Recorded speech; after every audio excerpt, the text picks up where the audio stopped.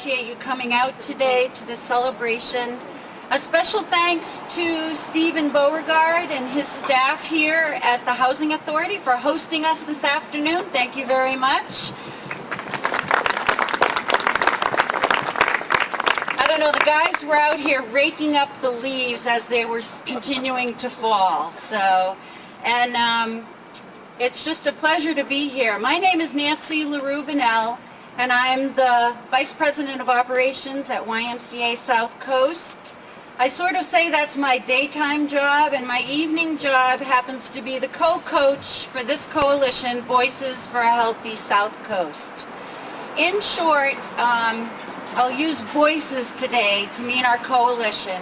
We're a partnership, a group of organizations across this region, and we have united for the past 3.5 years to get at the root of health problems.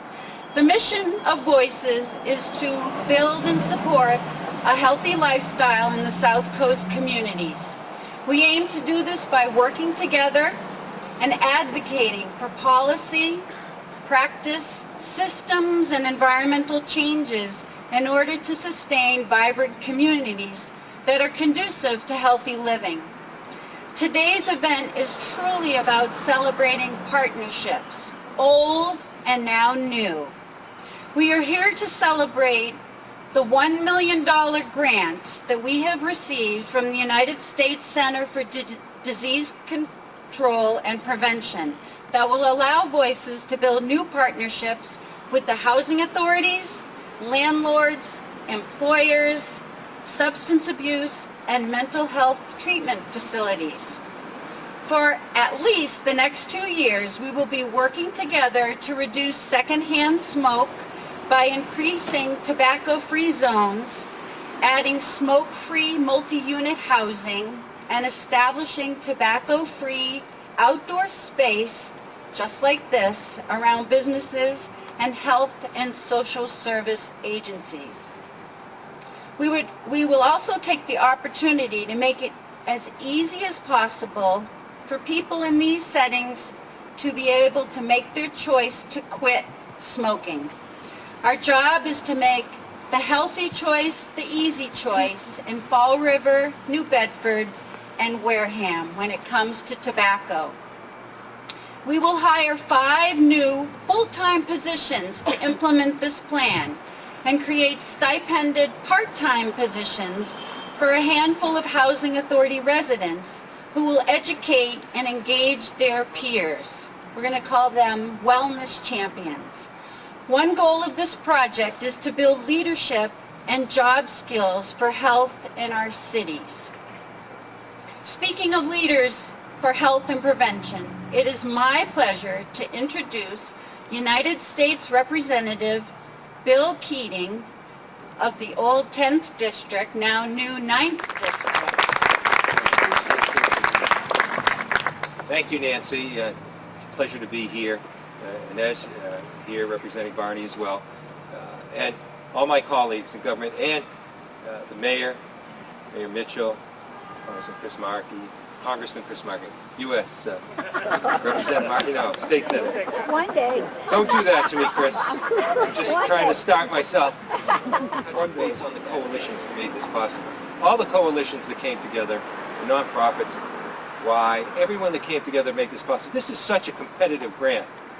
One of the hardest to get in the United States. It's made possible through the efforts of prevention with the Affordable Care Act. But it's not just a day of celebration. I just want to put this in perspective because it's not getting the grant, it's not implementing this for 2 years, it's not saving lives and prolonging lives and reducing health care costs. There's another part of this that everyone should be aware of. And that's the part where it is so competitive. There's only 2 of these, anything like it in the state of Massachusetts. I think only 48 maybe in the whole U.S. The reason that you're getting this is because you've shown, because of the work coming together and your plan, the greatest potential to succeed. Because this is a grant that's going to be watched all around the country. And if your efforts and other efforts don't succeed, this entire effort is likely to fail around the country. So there's a great deal of responsibility in achieving success with this grant. And it's such an important purpose because it will reduce money. It will reduce healthcare costs. It will prolong lives. It will help families and individuals have a better life by not dealing with secondhand smoke. But I'm convinced that because of the people that are here, that came together, that created this strong coalition around these three communities, that we will be successful. And that's going to be so important, not just for this area, not just for the communities that are here, but indeed it's going to be successful for the entire country. So I know that's a lot on everyone's back. And I know it's a day to celebrate, but it's also a day to be cognizant of the fact that we do have great challenges and we have responsibilities going forward. But I'm convinced that we'll be successful, and in no large measure because of the efforts here on all of your parts. So I want to congratulate you. We'll work hard together, all the people, all the stakeholders in this, and we will be successful. So congratulations to you all. Yes. I recognize our state level officials in attendance. State Representative Christopher Markey, thank you for coming. And Senator Michael Roderick's office is represented by Maria Connor. There's Maria, thank you. And on behalf of the state delegation, I would like State Representative Tony Cabral to come up and say a few words, please. This is Chris Markey, who also represents the little sleeve of New Bedford up in the west and northwest, I should say. And he's a great partner in the legislature, and I think you ought to say a few words as well. This is a great opportunity, it really is. We've been working on smoke cessation in Massachusetts for a long time. The state has really invested millions of dollars in smoke cessation, both through the tax on tobacco and the tax, and also the tobacco settlement that we did along with other states across the nation. And we have, in good times, we have put in as much as $70 million for smoke cessation. We don't have that at this point because of the economy and economic crisis we're going through, but we know how important this is, and this kind of investment it is. And I'm really delighted to know that Steve Beauregard is going to declare public housing in general in Massachusetts, in New Bedford, smoke-free, and create smoke-free zones as well around some of these buildings. I think it's wonderful. And so I'm glad that you received this grant. I'm glad the feds are putting some money as well. Thank you, Congressman Keating, and thank you for Congressman Barney Frank as well. This is an opportunity. In this region, we know, and we've been fighting this for a long time, and in this region we have much more smokers than we have in the rest of the state. So we have a lot of work to do. Some of that is being able to communicate in the language of those smokers. In Portuguese, in Spanish, in Creole, or any other language. It's important that we do. And I hope the coalition, and I know they will do this, because they are sensitive to these issues, that it is important to reach everyone. In order to reach everyone in this region, to really reduce smoking in this region, you must communicate in the language of those that you're trying to reach. So I know that will be part of the effort, so I'm delighted to be here. Thank you very much for the grant. Thank you for the coalition, the Y and the South Coast Health Systems, and all the other folks who are here today. This is really a great opportunity when someone, like Steve says, we're going to make this place a smoke-free zone. That's something to take notice, because that's really a great beginning in that sense that will begin to hopefully have a snowball effect in other areas of the city. Thank you very much, and congratulations to getting the grant. First, I'll start by saying I'm a bit embarrassed whenever I get called up to do these things, because especially when I had nothing to do with it. But I think what I can do is at least point out a couple of things. One is the idea of groups coming together, whether it be the Y, South Coast Hospitals, and other groups coming together for a singular purpose. those are the things, those are the examples that we should take back to our communities and say this is exactly what our community should be doing. We should be having local municipalities involved in state government, state being involved in the federal government, instead of having all of them working against and competing against each other. What you've done in applying for this grant, getting this grant accepted, and now implementing it is exactly what we should and the government should be doing. So from this, I think I can take back a great deal in learning exactly what you've done, is try to work together with different agencies, different levels of government, and hopefully we can be as productive as you have been in getting this grant. And I would just add a personal note that to some degree I wish this was around 64 years ago. And the only reason why I say that is my father has been smoking cigarettes for 64 years, and it's finally catching up to him, and you can see it, and you can see that here's a guy who, at least in my book, was one of my heroes, and a guy who I think was unstoppable, who was educated, went to college, went to law school, had a lot of responsibility in his professional life, and still couldn't kick the habit as much as he tried. So the idea that this is somehow an economic factor, or somehow this is some class thing, I think if you look at it, it's not that. And it's a very individual problem, and I think that you being involved in this at every level can help young children, teenagers, hopefully young adults in their 20s prevent it. I know for certain that smoking has gone down in the last couple of decades, and I think it has to do a lot with the education, the things we've learned, and the dangers of it. I would just assume that that will continue on, but most of all, I'm here just to say thank you for all what you've done. I know my children won't be smoking, or at least under my roof. So I hope that we can continue to work together. Hope you continue to work together, and I wish you the best of luck with this. Thank you.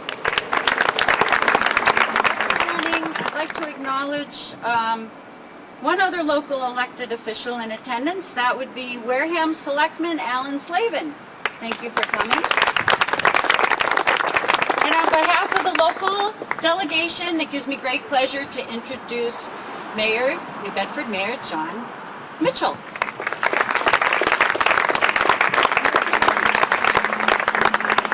This is, as Tony noted, a great opportunity for the city of New Bedford to make itself a healthier place, to offer a healthier environment for its children, most of all, and to raise the quality of life in our city. And I really want to thank YMCA South Coast, Gary, Nancy, great job pulling this together, Keith Hovan and his team at South Coast Hospitals Group, great work in making this happen, and my friend Steve Borgard, the Executive Director of the Bedford Housing Authority, most of all.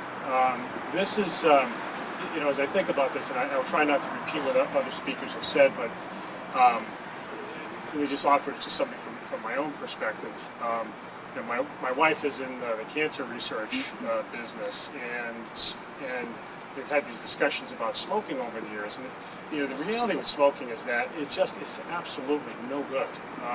People associated with lung disease and even lung cancer especially, but smoking causes all sorts of health problems, including breast cancer. That's my wife's specialty. It is a contributing factor to literally dozens of cancers. It is a contributing factor to a whole array of respiratory illnesses and a suite of heart disease-related ailments. So people who don't smoke tend to live longer. It's as simple as that, and they tend in their older years to live more healthy, more vibrant lives. And so as we embark on this initiative, my focus is really on the kids that you've seen coming and going here at Bay Village. So many of them are in public housing and living in close proximity to secondhand smoke. The dangers of secondhand smoke have been well documented over the years, and we've, as a society, have chipped away at that, especially in the 90s and the 80s and 90s with no smoking sections in restaurants, and that went to to workspaces and then schools and so forth. And this is really the next step in the long effort to see smoking in the United States. We still have a long ways to go before we can rid ourselves of exposing people who do not care to smoke from the risks of smoking. It's not to say we're trying to prohibit smoking entirely. This isn't about prohibition of smoking, but this is really a matter of giving people, especially children who don't choose to smoke, an opportunity to stay away from the risks associated with it. So in that way, it's a terrific initiative. Kids, like the ones you see coming and going here, right on cue. Thanks, guys. Will, I hope, live happier adulthoods. And so I just want to thank all of you for pitching in the effort. And I know under Steve Beauregard's leadership, the rules will be well enforced in our public housing, and we won't see the benefits on the scoreboard for many years to come, but I think we can be confident that we'll make this a better place. So thank you very much and congratulations.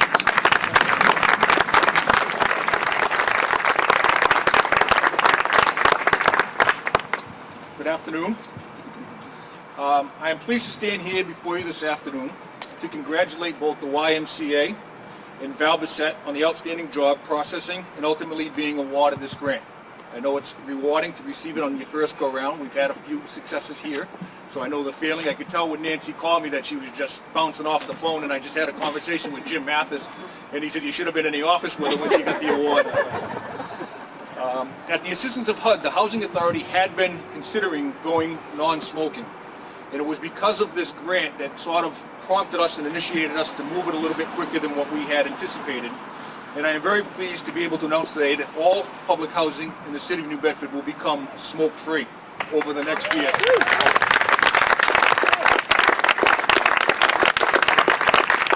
I first want to applaud my Board of Commissioners for taking such a leadership role in what is one of the greatest health and safety initiatives this Housing Authority has taken. To you, thank you very, very much. This is a policy that affects all our residents, smokers and non-smokers alike. With the advent of this non-smoking policy and having partner on board like the YMCA and South Coast Hospitals, our entire staff and resident population who wish to take this opportunity to quit smoking will receive the necessary support to achieve their goal. This change in policy will assure public housing residents a safer and more naturally friendly environment in which to reside. And like Representative Markey, I too, he's very fortunate that his father is alive. 12 years ago, my father passed away from the sole result of smoking. That was it. And as he was reaching for his last breaths in St. Luke's Hospital, I assure you that if I had put a cigarette in his hand, he'd have taken it. Smoking is a terrible addiction that if many individuals affected by today, smoking is a terrible addiction, and I pray that the many individuals affected by today's decision take advantage of the opportunities presented in this grant. If this decision affects just one parent and one child, then it was the greatest decision that we have made in the history of the Housing Authority. Thank you.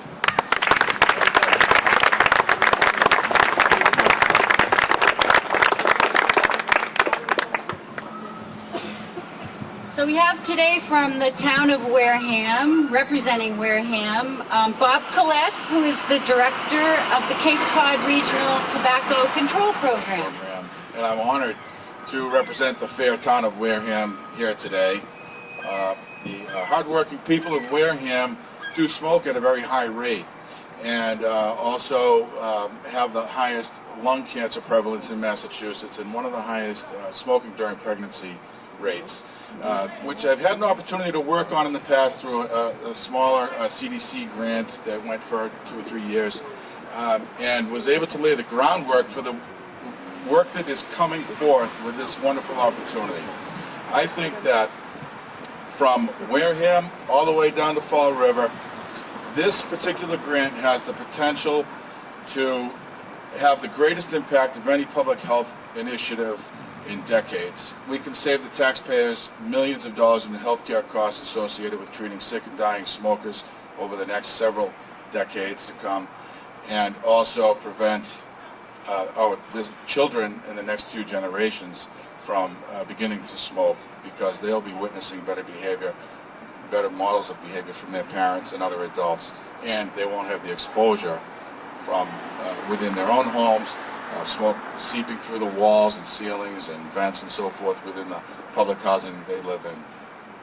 I look forward to working with the Wareham Board of Health, who has been very supportive over the years, and I have to say to Selectman Slavin, you do have a very supportive board when it comes to the work that we do, which is policy development and implementation and enforcement of the local tobacco regulations, and also the best health agent of the 29 towns that I work with when it comes to this particular issue.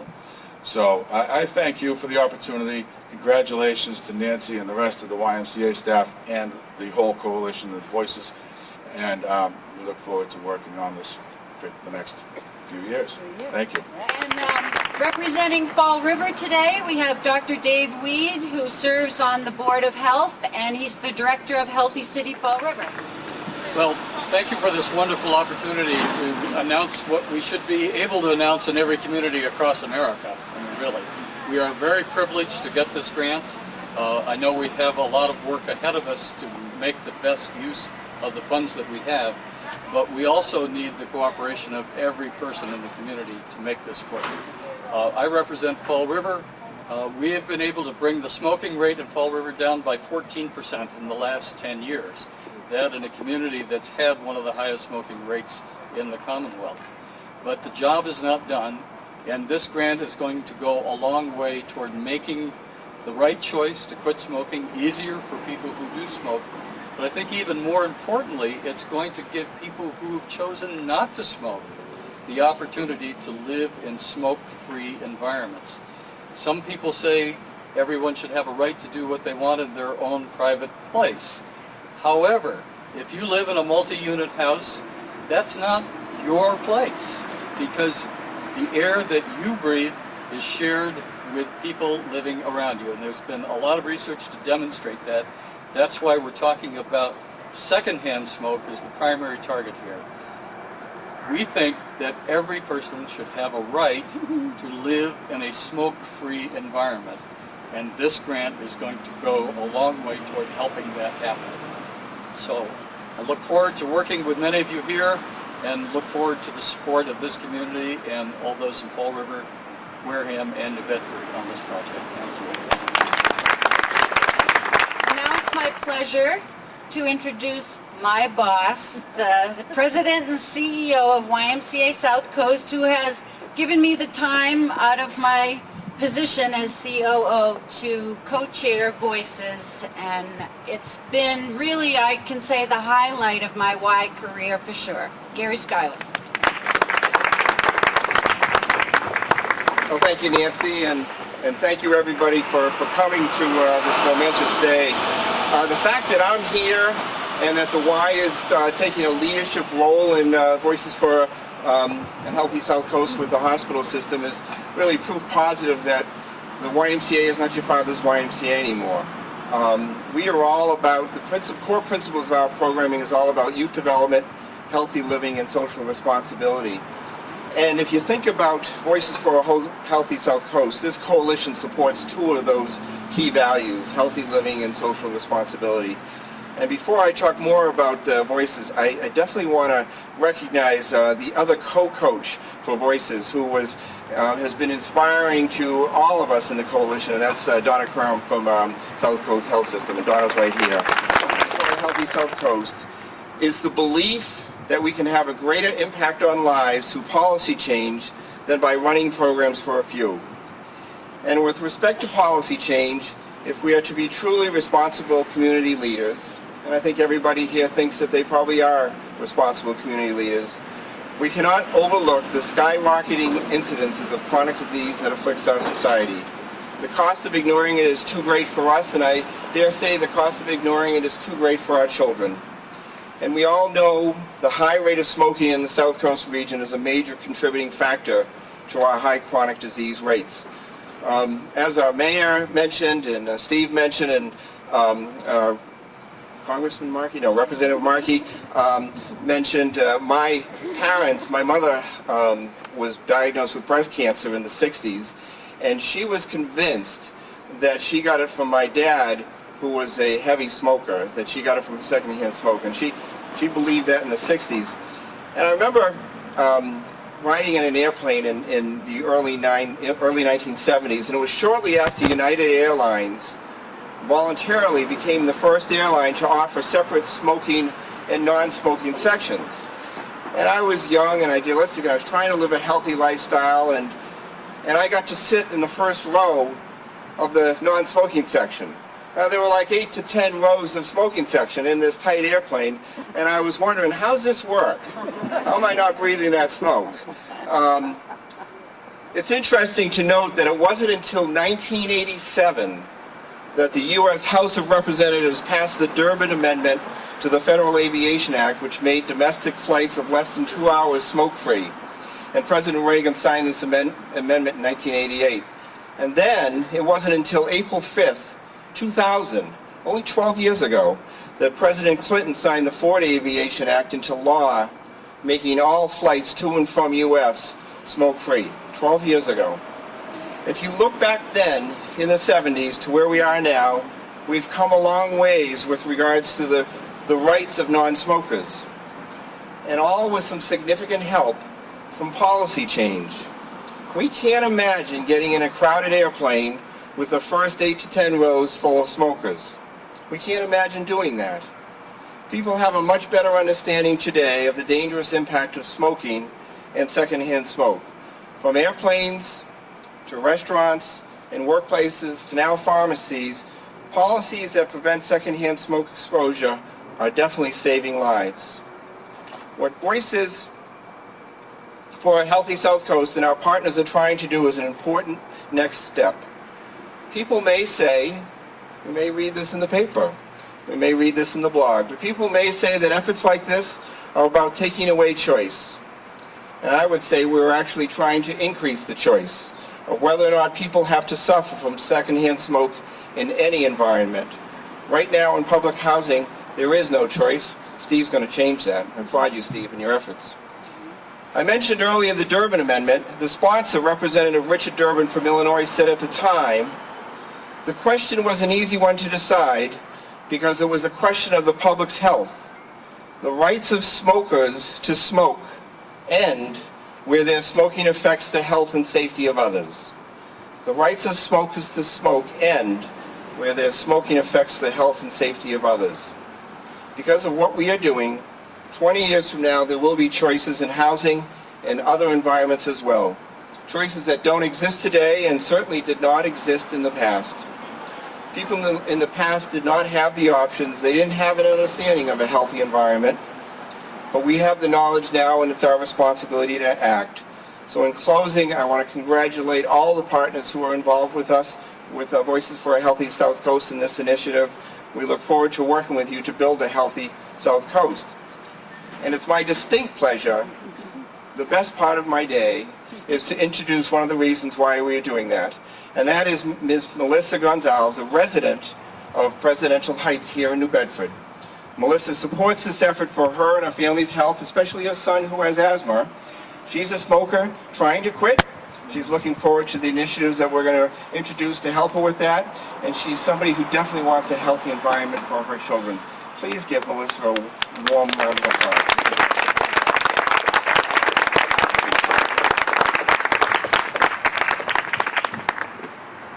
Hello, my name is Melissa Gonzalez.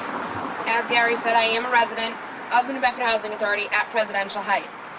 I believe in having a smoke-free environment is completely important for everybody, not just for myself, but for all our residents. You know, there are private landlords that already have smoke-free apartments, so why not have a smoke-free New Bedford Housing Authority? Let's make everybody's life fair. Studies show that house fires are at a rate of 5% due to cigarettes. Is that what we want for our housing authority? I don't. Smoking is also a learned habit. 65% of our children that come from a home with a parent smoker end up with that habit. As a smoker, we somehow forget about what cigarettes are doing to us, even though As a smoker, we are aware that it causes lung cancer, emphysema, and other serious diseases. Smoking is the #1 cause of death due to lung cancer and other serious diseases. With every cigarette we smoke, we are shortening our lifespan. For every 1 person who dies from smoking, there are 20 more who are suffering from a chronic disease due to smoking. Smoking doesn't just hurt us. Secondhand smoke from cigarettes is also a danger to our children, our families, and our friends.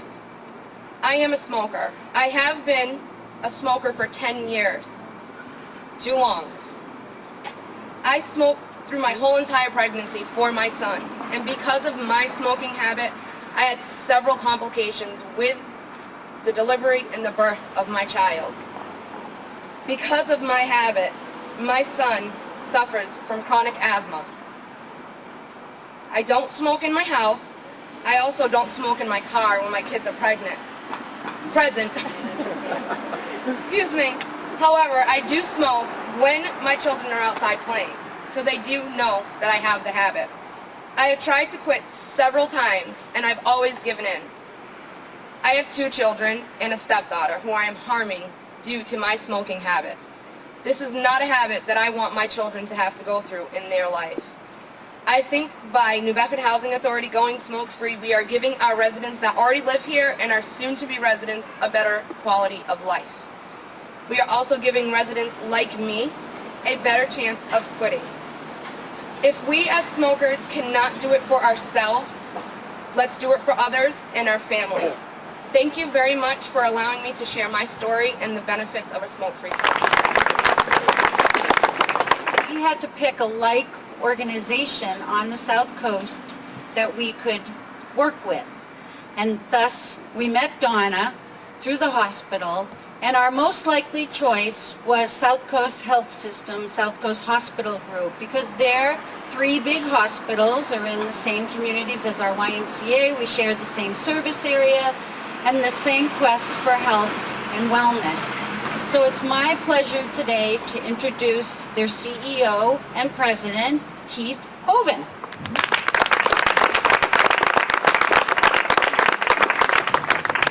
Thank you. So this may really seem like the new beginning, but this is actually the culmination of several years worth of hard work that was done undertaken by Voices for a Healthy South Coast Coalition. When the coalition was formed just a few years ago, South Coast was proud to join the YMCA as a co-leader in this effort. So it's our belief that we share a regional vision. In fact, our name implies that, right? It's health. So we're not just hospitals. We're about promoting healthy lifestyles. Together, with all of our partners here today, it's our hope that we can continue to advocate for things that promote healthy lifestyles, such as bike and walking paths, healthier foods in our schools, restrictions in the workplace that tackle some of the biggest threats to health, a high rate of tobacco use being one of them. So what we're trying to do together is to ensure healthy choices so that the healthy choices become the easy choices to make. And that's really good policy because it's all about health. We're excited about this new grant, and we're excited about the fact that it'll have a large impact on our most vulnerable residents here in New Bedford and in the South Coast region, those who are living in public housing. We know from numerous studies that public housing residents suffer from much higher rates of chronic disease, hypertension, diabetes, heart disease.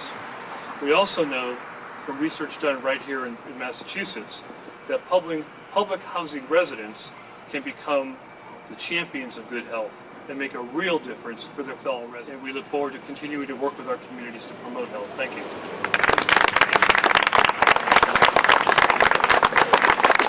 Take the opportunity to recognize some of our other coalition members and organizations that are present, and hopefully we won't forget anybody, but we have Immigrants Assistance, Helena Marks, Martha Gonzalez from the Greater New Bedford Community Health Center. We have some folks here from the public schools, Denise, right? And some of our partners from Greater New Bedford Allies Health and Wellness, which we all are part of, Marianne D'Souza, and Mass in Motion New Bedford, Pauline and Kim, good? And Kim also is Coastline Elderly, some of our new partners, Did I Miss, and Marilyn works with us in Fall River with Dave Weed and Healthy City Fall River and the Tobacco Free Coalition over there. So I think that's pretty much it. So I'd like to ask everyone who spoke today, Stephanie would like you to come over to the sign here, all of our speakers, so we could have a nice picture. And at this time, are there any particular questions? Please feel free to mingle. Again, thank you very much for coming today. And as I should say, the work is now just begun. And I think a lot of you received a handout from Valerie, our interim project manager. If you'd like to get involved, please give her your card. Do you have some cards, Valerie, yet? Have you gotten any cards? I need more. She's got flyers. So thank you very much for coming, everyone.